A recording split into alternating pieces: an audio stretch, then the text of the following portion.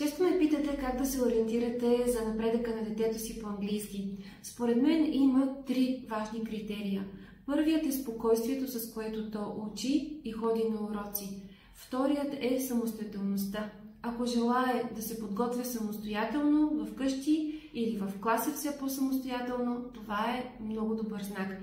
Третият критерий е увереността. Увереността, с която говори на английски, слуша, чете или пише. Кои не са надежни критерии за следене на успеха? На първо място оценките от тестовете, защото начините на тестване са най-различни и обикновено се тестват само определени неща, като граматика или правопис. И на второ място сравняването на детето с неговите връстници, защото всяко дете е започнало да учи в различно време и по различен начин и с различно темпо.